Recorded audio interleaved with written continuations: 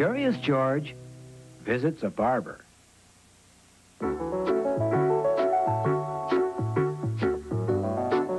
George, said the man with the yellow hat, looks like I need a haircut. Let's go to the barber's shop. George and his friend got into their little blue car and drove on. The man in the yellow hat let George off in front of the barber's shop. You go in and I'll park the car, said the man. But please don't get into trouble. Inside the barber shop, a man with a black beard was ready to pay his bill, but he couldn't find his wallet. He was very worried. Has anyone seen my wallet, he asked. Everybody started to look for it. Look under the chair, said the owner. It must be somewhere. But nobody could find it anywhere. Finally, the barbers went back to work. George was watching what was going on. One customer was getting a haircut. Another one, a shave. Still another one was all covered with hot towels. George sat in one of the barbershop chairs and kept turning it around. A barber was drying his customer's hair with a funny-looking thing. How did that work? George was curious.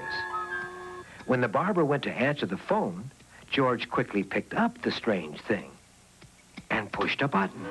Swoosh! It blew hot air all over the place. He pointed the thing at the customer who had his hair cut. All his hair stood up. Then George turned around and pointed the thing at the man who was getting a shave. What a mess.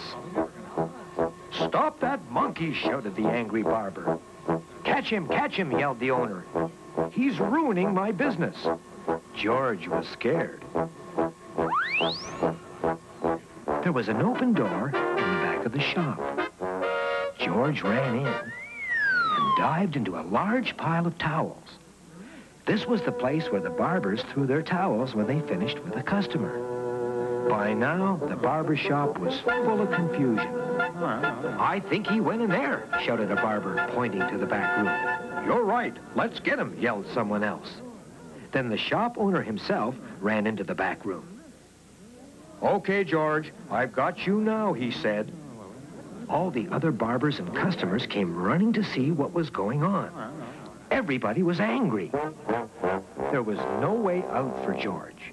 Suddenly, the man with the black beard bent down and picked up something in the big pile of towels. Look at this, he shouted. I found my wallet. It must have gotten tangled up in the used towels after I had finished your haircut, said a barber. The owner started to smile.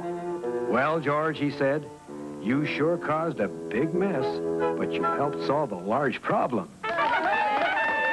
Right, said the man with the black beard. I may never have found my wallet without George. Just then, the man with the yellow hat came over.